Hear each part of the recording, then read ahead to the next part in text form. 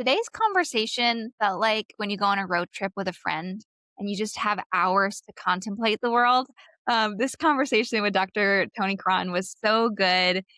He lives here in Nashville, and so we've been able to connect locally and knew that I wanted him on the show. I came across a Instagram post. We'll make sure it's linked in the show notes so you can have it. I shared it with Lauren and was like, oh my gosh, we need to have this. And so today's conversation with Tony talks a lot about helping men slow down and really understand the why behind the decisions they're making in dating to become a man who is holistically connected to his body, his heart, his spirit, and make the kind of relational changes that puts him in the direction of marriage and family if those are his dreams and what that looks like. We also talked about ways to connect with him. Tony is a functional medicine practitioner specializing in men's mental health at the intersection of faith and functional medicine. So he's going to talk about things like brain fog, fatigue, low mood, emotional numbness, and places where maybe conventional medicine maybe has dismissed you in your healing journey, but what does it actually look like to connect to your body as a way of healing all areas of your life? Yeah, there's something really beautiful about the masculine that is so driven, goal-oriented, moving toward a desired end. And Dr. Tony does a great job of inviting that masculine energy to see other parts of themselves that might need a beat so that you're not just chasing after a really good thing, but you're the kind of man you want to be chasing after a really good thing. I think you're going to love this conversation. We look forward to hearing from you about it.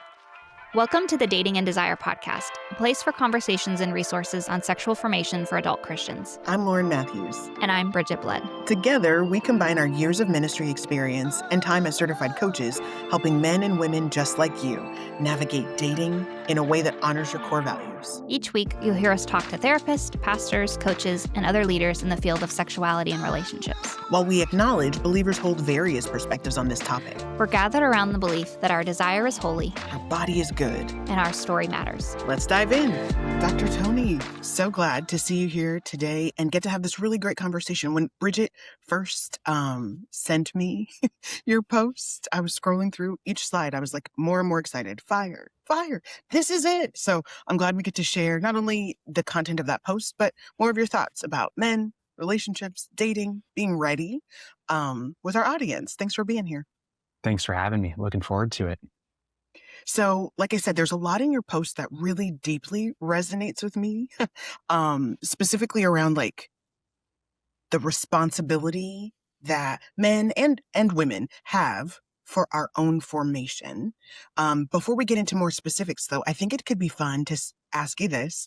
What do you think most men misunderstand about what actually prepares them for relationship, romantic, marriage?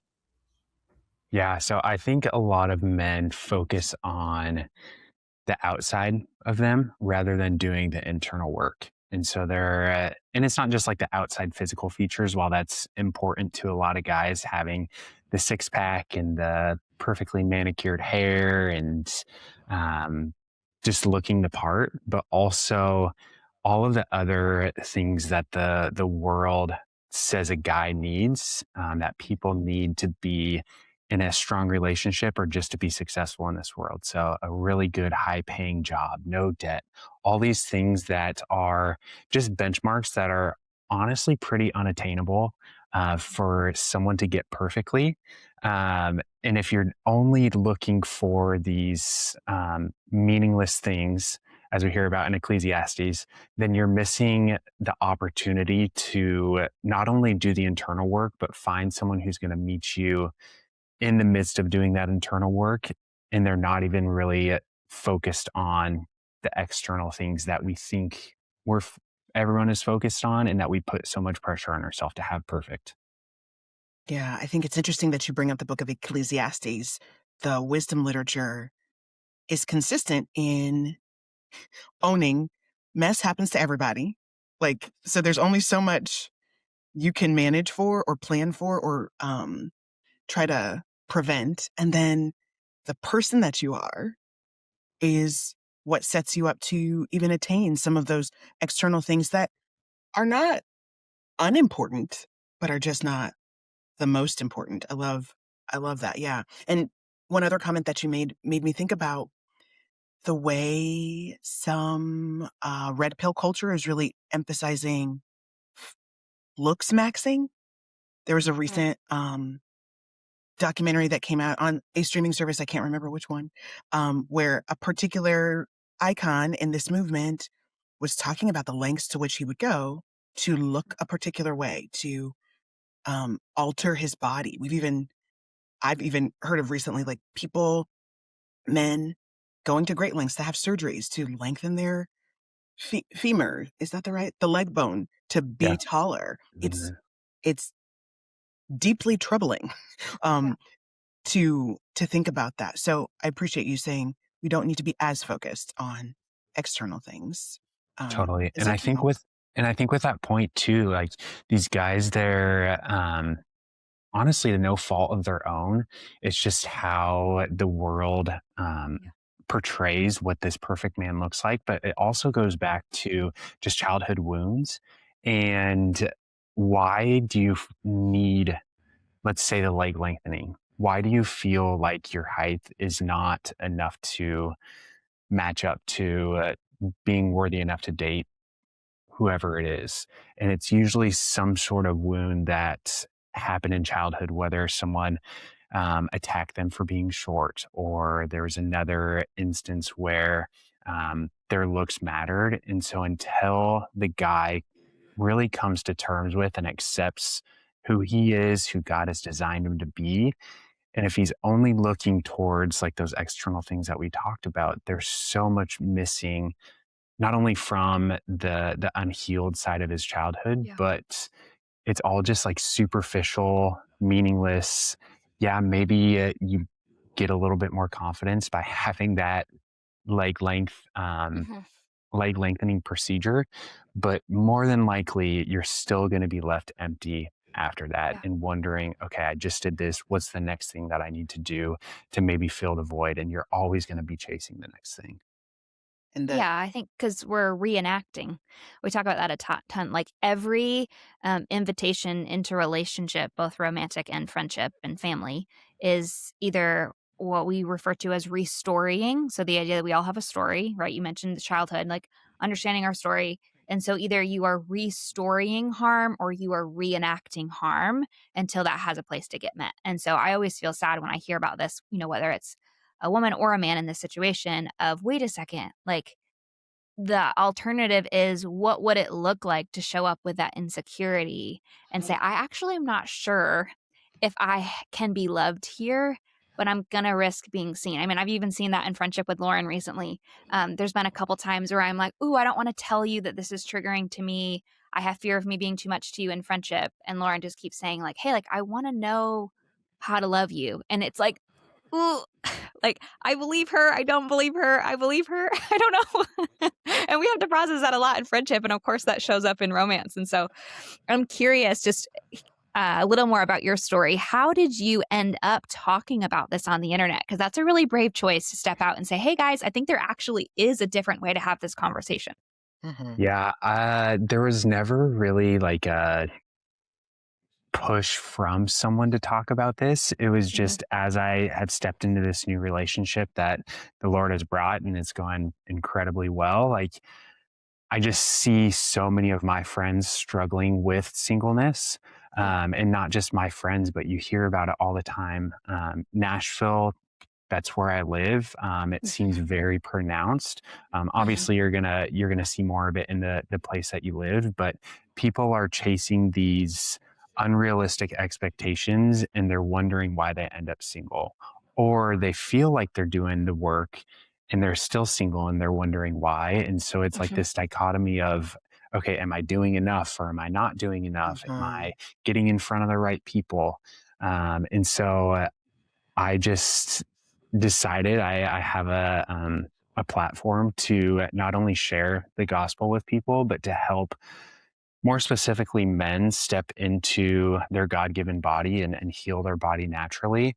And I see it's always like different hot hot buttons, hot topics that you want to talk about, because if I come to Instagram and I am this functional medicine doctor, this chiropractor, yeah, that's going to help a handful of people, but I want to get to the core issues.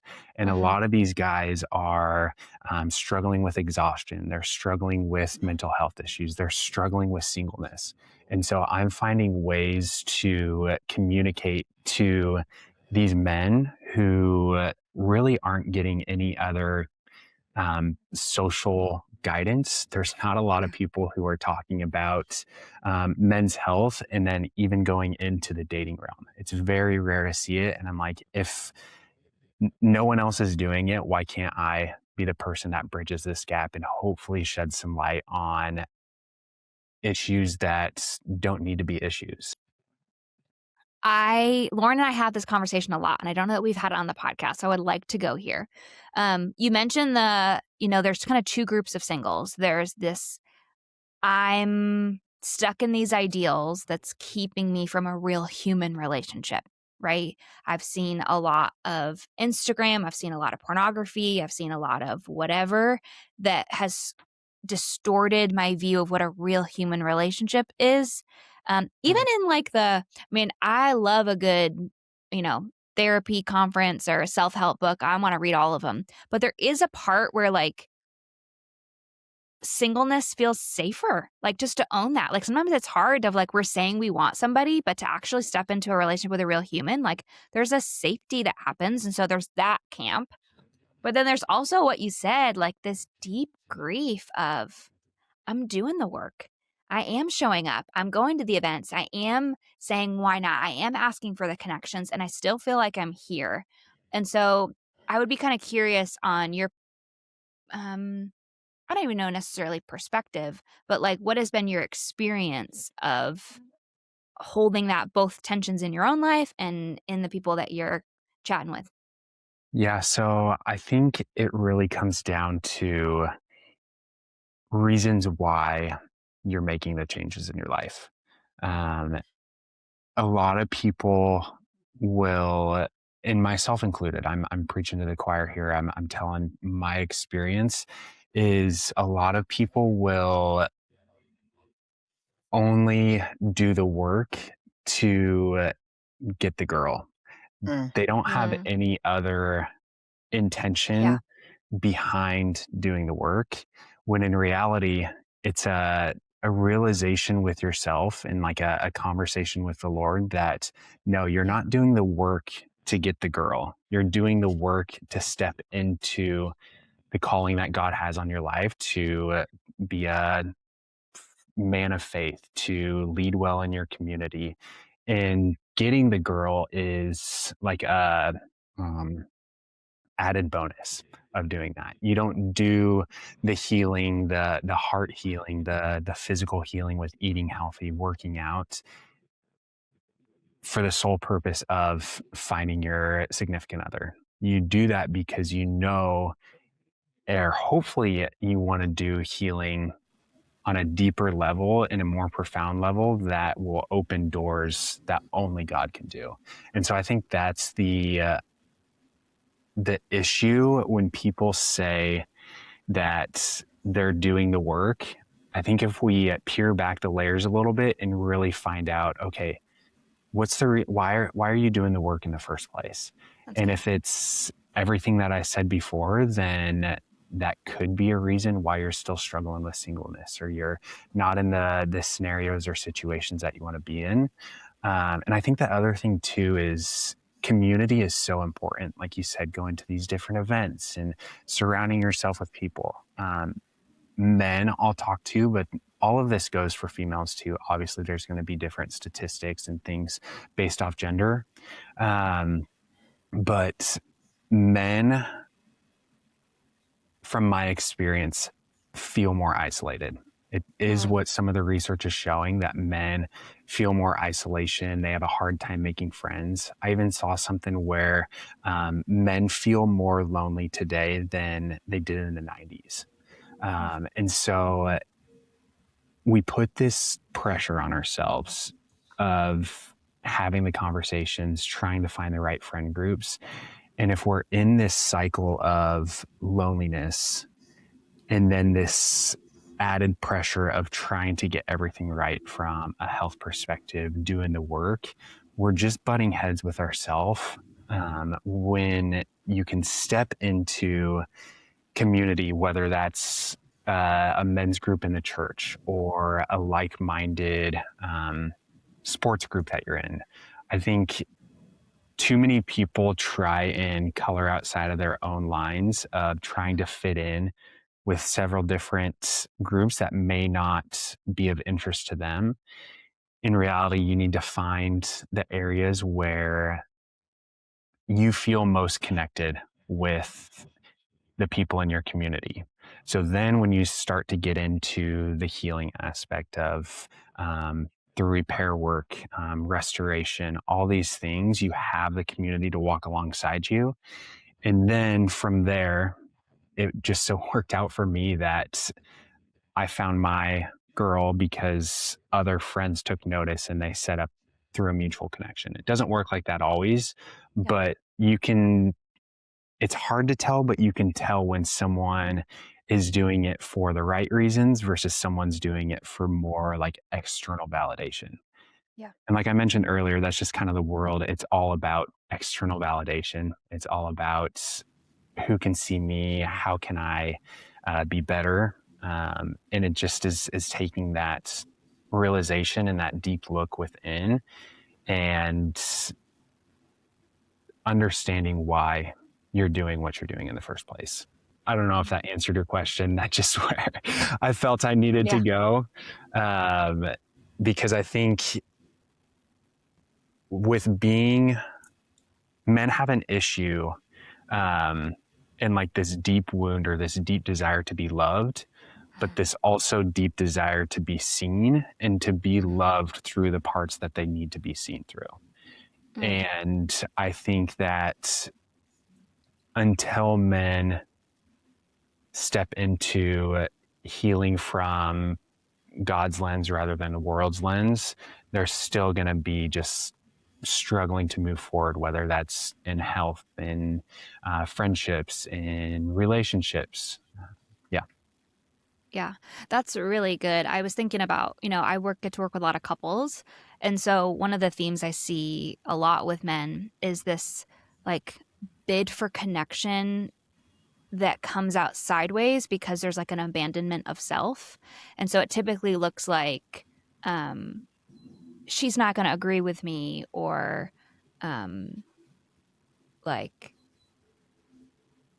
I don't know that my perspective matters here. Or there's something that's like putting it on her of she's the reason why I feel pain about this. And then I kind of help people slow down and be like, okay, wait a second. Like, what happens for you? What's the pain that you're experiencing? And how can you bring kindness to you? However she responds, you're not in charge of her. Like, however she responds, how do you bring kindness and care to you? And when you have that internal resource within yourself, then you can show up and ask for that. Because I think, you mentioned like being loved and being seen. But if it's coming across as like, you have to love me, you have to see me, or I'm not okay, that doesn't feel very yummy. Like, that doesn't feel very attractive. But when you go, oh, wow, like, I'm struggling here, I'm feeling insecure, I'm feeling like I don't make enough money, I'm not tall enough, I'm not whatever the thing is. It's totally fine to have the insecurity about it. That's not what's unattractive to women.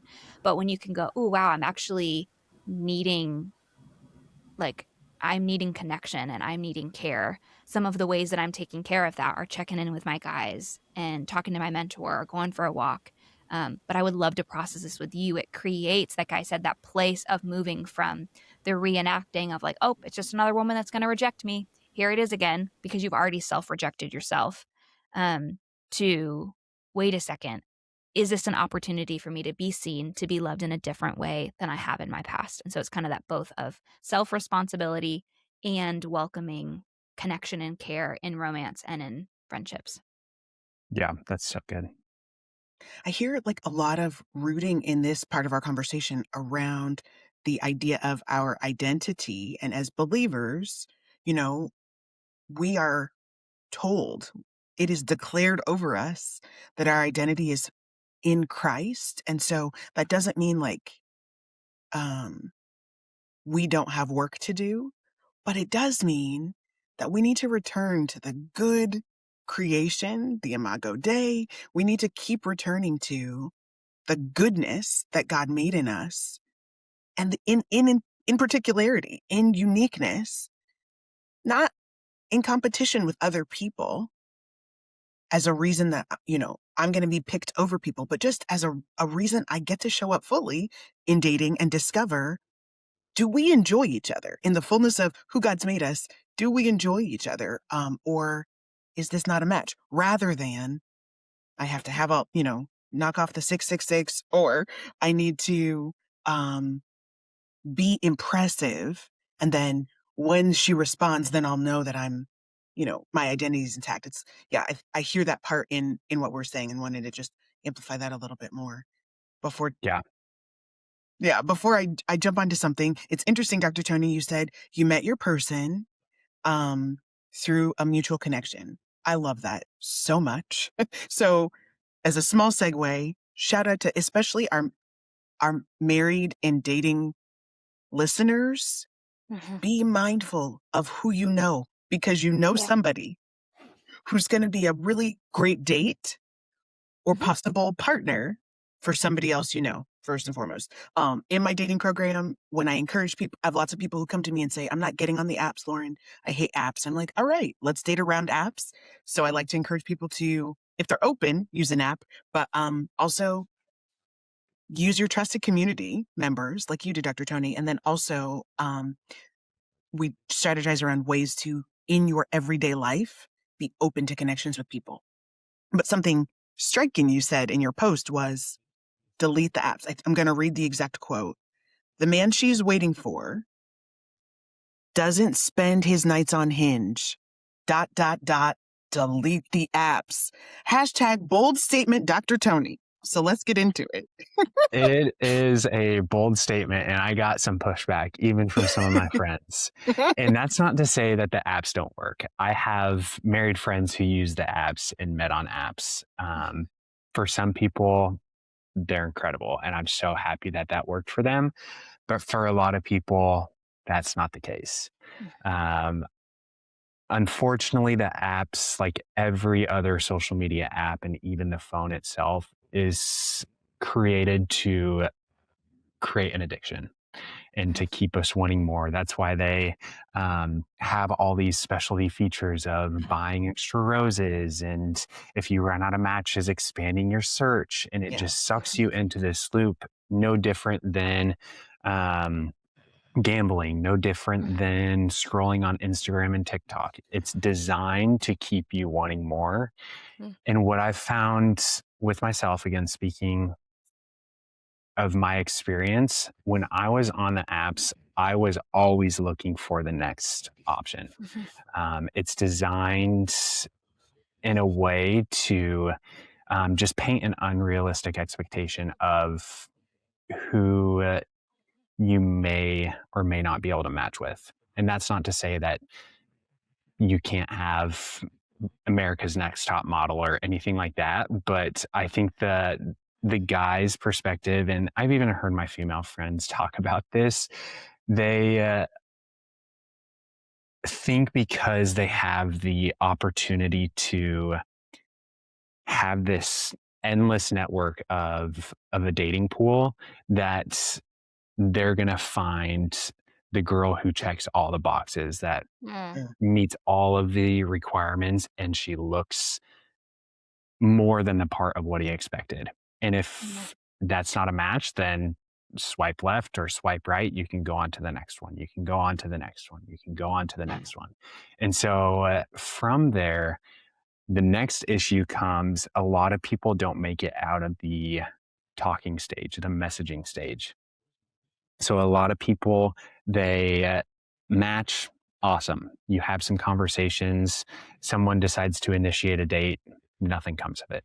Or you're sitting on 50, 100 matches that you haven't done anything with, and you probably won't do anything with, because there's always going to be the next best option.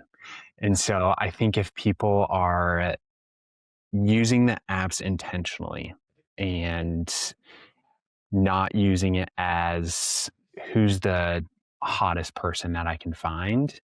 I think then and there, the apps can be beneficial, but you also run into the issue with catfishing, which I've like picked up on a ton with these apps, is a lot of these people, I'm throwing so many points and I'm obviously am Go very for it. passionate about this.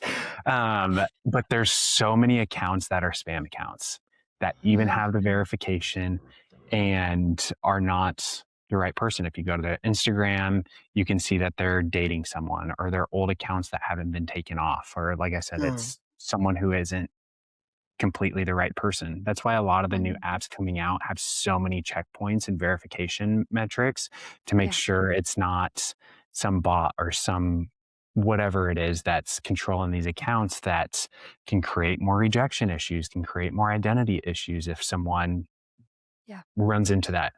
And so, me personally, I think the best way to find your person is to put yourself in a position, one, to be open to anyone coming up to you, but also to uh, be in environments where you want to find your person, whether that's Mhm. church, whether that's at the farmer's market, whether that's at a community night, whether that's at trivia night.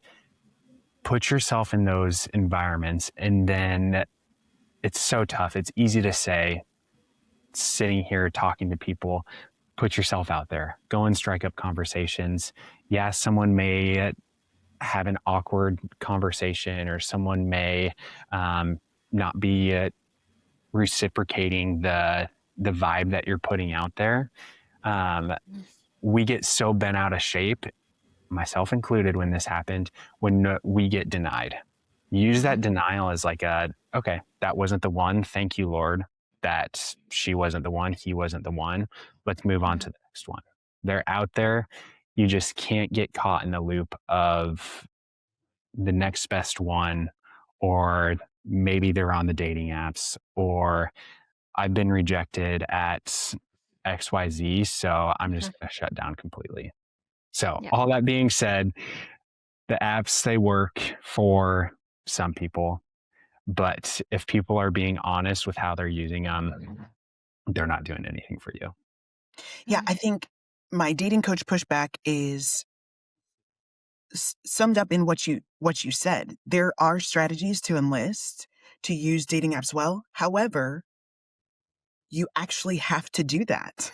If you go onto a dating app um, with no strategy for how you're going to maintain your sense of self, for what you're doing, for how you move from app to the next thing to in real life, you're going to have a fruitless experience because it is a social media platform and Mhm. a business. There are purposes contrary to yours that are at play. I will say this though, for those listening, I have to say, if if you have been formed toward dating in a way that like you've been told you need to not do anything, and then Mhm. God is going to bring in your spouse. Okay, Dr. Tony, a little pushback from a dating coach who thinks that for some groups of people, a dating app can be fruitful. I agree with you. And I hear you saying, if you don't have a strategy, this isn't a magic bullet. If your heart is, I want my spouse, downloading Hinge is not the only thing you need to do. You have to come to a dating app with an awareness, a strategy for how you're going to maintain your sense of self. Um, Notice what you're learning about yourself in the process and intentionally grow through that. How you're going to move from app to in real life date, and when you're going to know in your own heart, I'm ready to call it decisively without that, because the app is a business and the app is necessarily in counter purposes with you.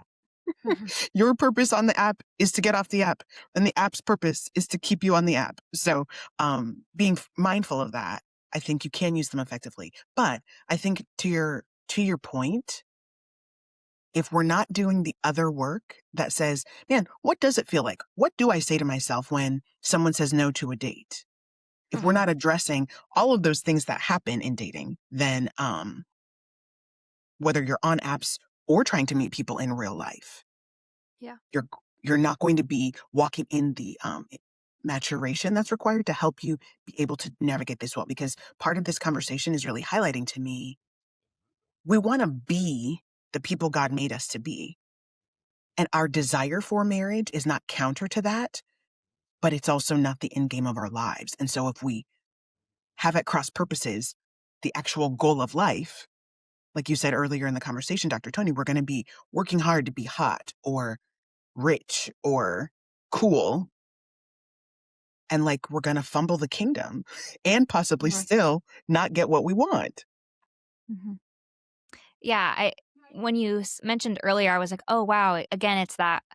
I keep going back to that today. It's the difference between the reenacting and the restoring. Like you mentioned, the well, it's on to the next. Like if you get rejected in real life, you have to sit with yourself and go, okay, I think that's a beautiful place of blessing. Like I always tell people that of like, whenever you risk sharing your romantic curiosity with someone and they say no, thank you, your first response needs to be, oh, brave heart. Like I am so proud of you for risking your heart, for sharing your curiosity, for being brave. And it's okay that they said no. And like, I hear that they turned away from you, but I'm not turning away from you. Like, it's just like that self-kindness piece first. Because I think it's like, it's not, are you training I'm going to use the term arousal. I don't just mean sexual, but I mean how our body moves energy through our body. Like it's not if you're training it, it's how you're training it. And so I think about in my season of life, like I have been someone who used apps a ton. I'm not doing it currently. I give myself permission to say maybe I will at some point in the future, but I think about like, well, my dating goals have changed. So Lauren, I've heard you mention, working with clients of if we're just trying to develop a sense of safety and I grew up in a very conservative Christian home where you shouldn't even date till you're 45 years old, right? I hear that. But then also owning, like, if you are on this journey, into this journey, and you go, okay, I'm actually ready to risk a little more. I'm actually ready to have that community mindset. I'm ready to, I know what's really important to me, and I'm missing that sometimes when it's 2D people. Like, I need real life interactions. I think there's both. And so I think it's just like anything in life that can be, you have to take ownership of why you're participating. We've talked about that a lot today, of whatever your dating strategy, whether it's apps or friends or health or reading, like I call them self-help because I don't have a better, kinder way to say that, but you know what I mean? Like that genre of consistently the Lord will be like, hey, are you learning because you want to learn? Or are you learning because you're afraid you're not smart enough? Are you learning because you're afraid that you can't make the good decisions? Are you reading because you don't trust what Holy Spirit says inside of you? And it's like, but it presents really good. Like for me to read some marriage book, it's like, oh, Bridget's reading a marriage book. That's so holy. Jesus doesn't really care about that if I'm doing it because I'm hiding from actual human connection. And so kind of just, checking that within my own spirit as I do that. So that's great. I think you bring up a funny point too, like reading the marriage book because someone said to do that. I see so much of this on social media, and people often weaponize their faith to get the girl or to get the guy. And I used to do this in the past too, but people posting the Bible verse, people posting the marriage book that they're reading, it all comes back to intention behind why you're doing what you're doing. Why are you getting the help that you're getting? Why are you making the changes in your life that you're doing? Why are you reading the books that you're reading, listening to the podcasts that you're doing? Is it to get external validation from people who, honestly, like at the end of the day, like this sounds mean, but people don't care. Like we put too much pressure on ourselves and we think that more people care than they really do. Or are you doing it truthfully to like share, okay, this is what I'm doing to prepare myself for relationship, dating, marriage. This is a great resource. I'm making these changes in my physical health because I know that men do not live longer than females. I know that Mhm. men struggle with more chronic diseases than females. I know that men struggle more with like suicide than females. So why are you doing the thing that you're doing? I think that's like the true answer and where the healing comes, because you can do all the therapy you want, you can do all the self-help books that you want, but if you're only doing it to check boxes and not really transform and reshape, repair what has happened to you, then again, this is going to be harsh, but I really don't believe that the Lord is going to entrust you with providing more than what you're able to take on. Um, because if you're doing it for the wrong reasons, people are going to sniff that out. The Lord's going to sniff that out. Wherein if you're coming in with palms open, posture open, Lord, your timing, whatever you have for me, I'm just here to listen. And if you do Mhm. it that way, I think the reward is going to be so much greater. And again, I know I hear myself saying this and I know it's so easy to say rather than to hear it, because I'm in like the other side of it. I've reached Mhm. the other side. And so don't take this as like, oh, it's the easiest thing to do. Oh, it's something that I do once and I'm going to be fixed forever. It's always an ongoing process, but Mhm. doing so to really glorify the Lord. And like you brought up, I love the phrase "fumble the kingdom." Don't fumble the kingdom. We're here to just love ourselves well and love other people well. Um, in doing so in an intentional way. Yeah. I I mean, wanna something that you said, stood out to me of what we're not saying is, "Oh, you won't get married." Like, because I think people might be able to hear this. This is not what you're saying. You can clarify. I have fear of people hearing this. Is we're not saying, "Oh, if you're not perfectly healthy, God's not gonna let you get married." Um, but to say, I've been talking to clients a lot about this, is to say, like, if you wanna be 65 years old madly in love with your person, with children that enjoy being with you, that trust their heart to you, where you have a deep friendship to yourself and to God and to others, and that you are seen as someone who has wisdom and care to give the community. And you're still having lots of delicious fun with your lover. Like, if you want that, then you have to do the work. But it's not to say that you can't get married and have a partner. That's fine. Um, but will it be that thing that's like you're dreaming of romance to be? I don't think so either. I think that there is a requirement of those who are faithful in little are faithful in much. And I think there's a part of that in believing, as a single person in this conversation, to go, my vision of what that is matters to me more than if I ever get married. Like, I desire to get married, but my conviction for living in deep connection with myself, helping clients do that, helping friends do that feels more important than the outcome um, in that space. Because we're not just trying to check a box. Like, anybody can go get married, but are you living in a deep partnership that I always say, make love, make breakfast, make disciples. Like, are you living in that kind of romance? hmm, Thank you for clarifying. Yes, that's what I mean. Yes, If you're not doing it intentionally, yes, um, there's still marriage there for you. You said that much nicer, and I definitely did not want to sound like I'm like tearing down men or anything like that. I get really passionate for sure. about this because I know there's so many guys and girls who deserve the Mhm. best relationships. And I want them to go in with the intentionality of receiving that rather than Yeah. just, like you said, checking a box. Yeah, that's great. yeah, I mean, I keep hearing in this conversation this call to um, holistic health, like a holistically healthy life, mind, body, spirit, um, for the biggest and best reason, which really, like, for the kingdom. And also, somehow that encompasses like the only thing that we actually have control over, or some measure of control over. We can't predict Mhm. when or if our person will come. We can't predict. if we can have babies after that person comes. We can't predict, every stage of life. What we can do is be faithful today to honor the system God has made, which is a body that needs particular things, a heart that needs particular things, a mind that needs particular things. Dr. Tony, I wonder if you can speak a little bit to how can someone start to tell the difference between doing these things with a right motive versus a lesser motive? What are markers of a lesser motive, and how can we shift into a better one? Yeah, that's really tough to see. And I think it comes from the fruit that you're producing.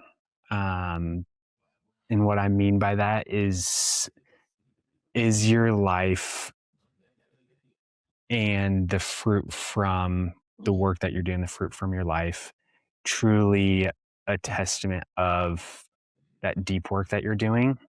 And so when you're in tune with your body, when you're in tune with the Holy Spirit, you have a different presence about yourself.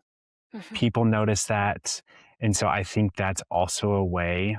It's very hard and it's very like fine, like detailed, but people just carry themselves in a different way when they are truly surrendered to the Lord versus still just like they haven't quite gotten to that point. And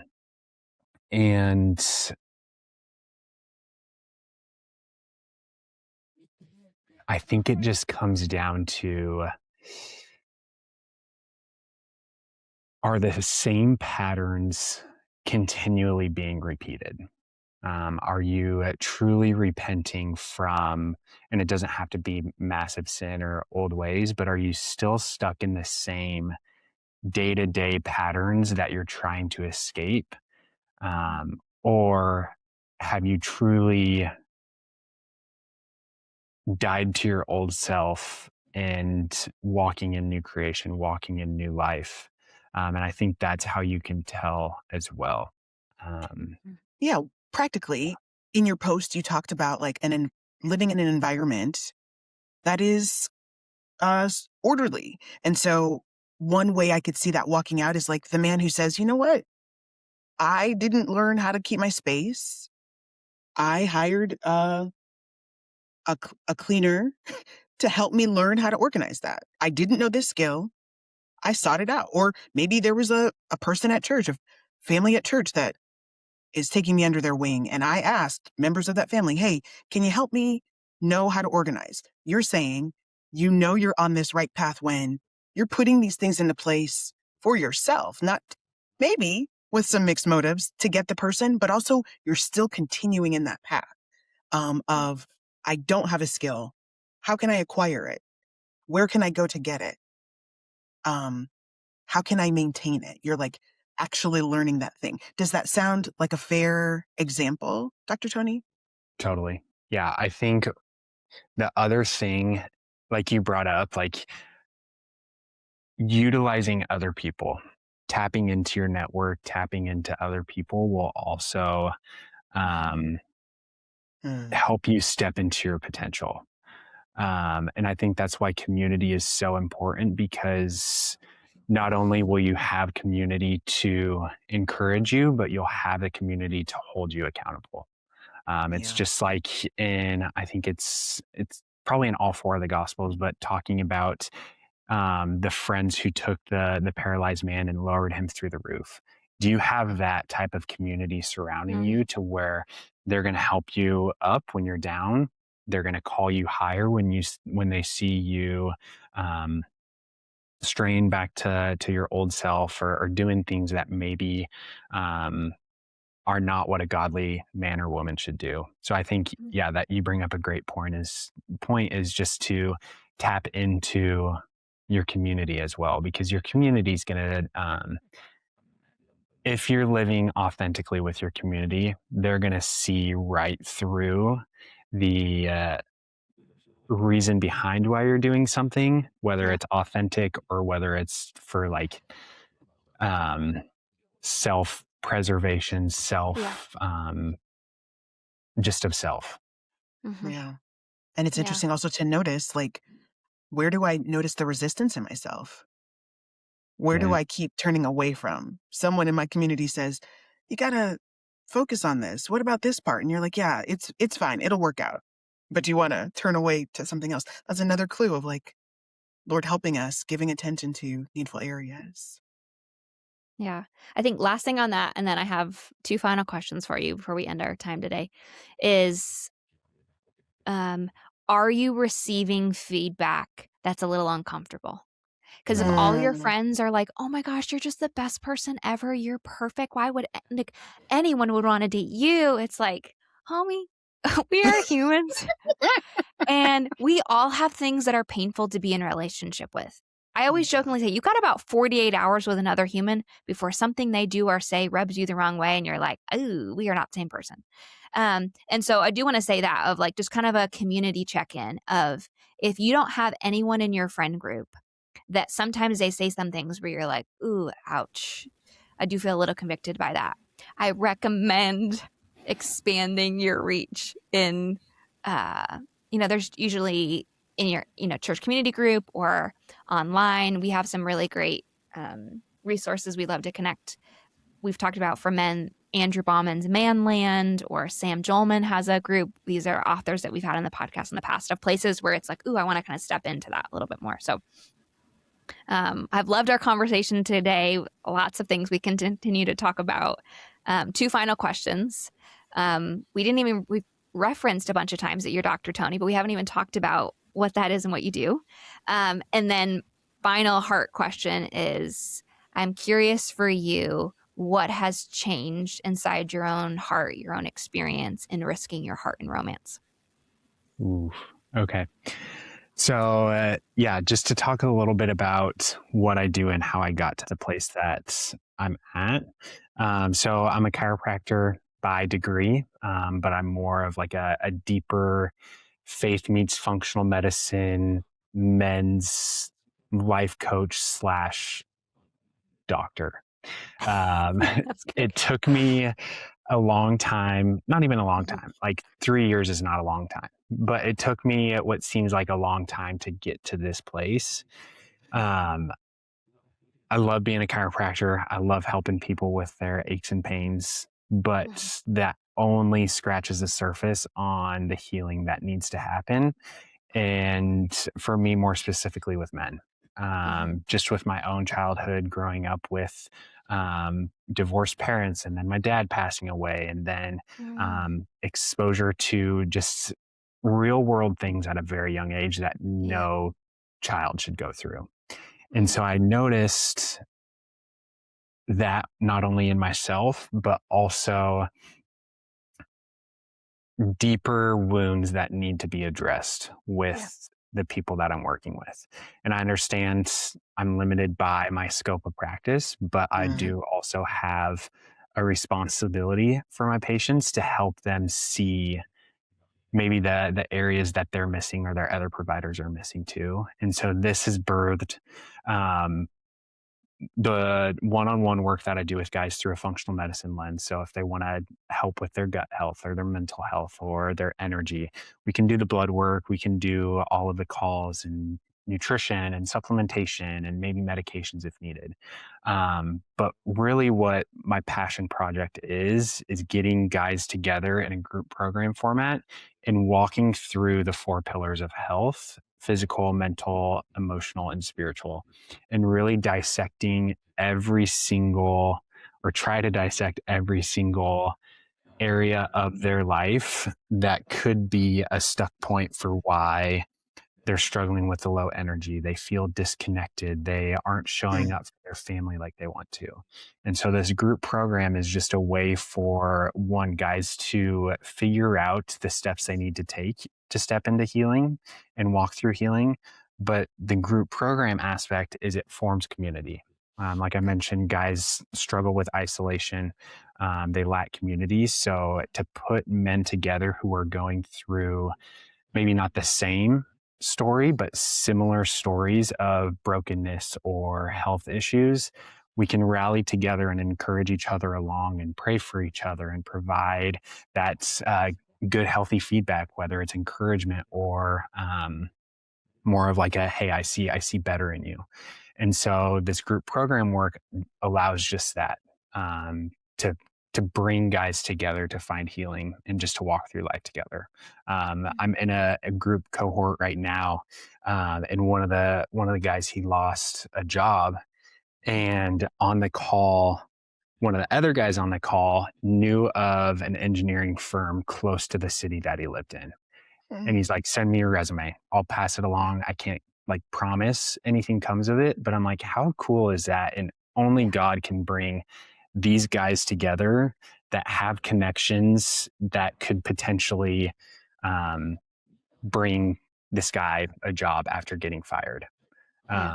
So I'm like, the Lord works in mysterious ways, and it's so cool to see in this first time, but what he will do in every time that I run these sessions, the healing that'll take place that both men and women need. But my focus, like I said, is men, just because I think that's an area that's pretty neglected or mismanaged, especially on social media, whether it's men's health or, like we said at the beginning, no one's really talking about healthy masculinity in dating.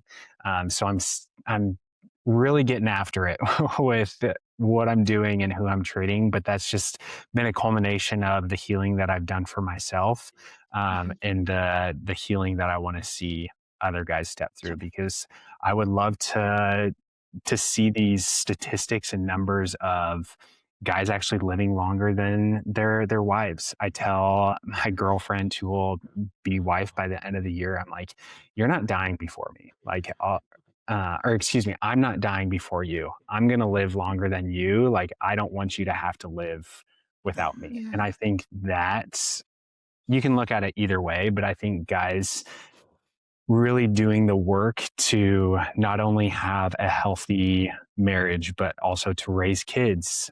A lot of our kids struggle with wounds that parents are carrying that were undealt with. So all these things I've done work with myself, which kind of leads into the last point of like the transformation that I've seen. It's really just coming to terms with, I had a pretty messed up childhood, but I also had a really great childhood. There were things that had happened. There were things that I chose to do that I would love to take back. I would love to erase. I would love to forget. But I know that's just not the case. And I'm not holding any resentment, any anger. It took me a while to come to that place, but I can't let that affect who I am right now and who I'm going to be. I have to heal those parts because I don't want to walk through divorce in the future because I'm scared of commitment. I don't want to deal with kids who are potentially rebellious because there are still parts of me that I did not heal. And so it really was just kind of a wake up call. There were a couple things that kind of spurred on this transition of going into this more like men's holistic health focus, but also the work that I've done with myself.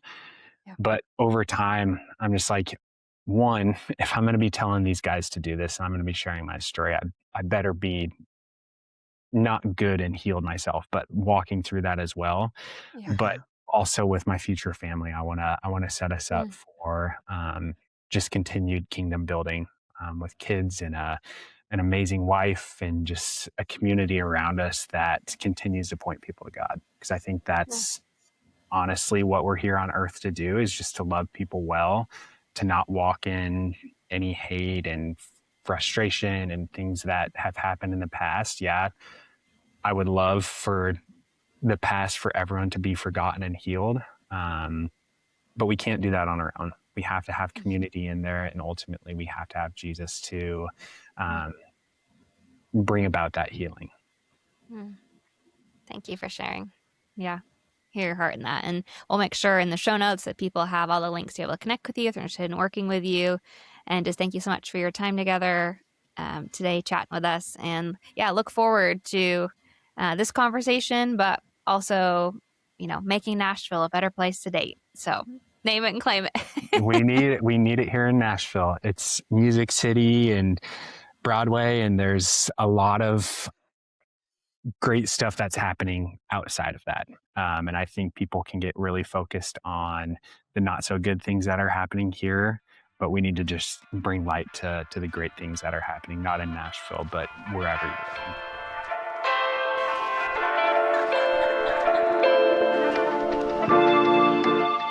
Thanks so much for spending your time with us today. If this conversation encouraged you, challenged you, or helped you feel a little less alone in your dating journey, we'd love for you to subscribe, leave a review, or share this episode with someone who might also need the encouragement. You'll find links in the show notes to connect with today's guest, as well as other ways to work with Lauren and me through coaching and other opportunities designed to support you in dating with clarity, trust, and integrity. We believe you don't have to shut down your desire or abandon your values to build a meaningful connection. And we're honored to walk alongside you as you navigate that journey. You can also find us on Instagram at Dating and Desire, or we'll continue the conversation. Thanks for being here. We'll see you next time.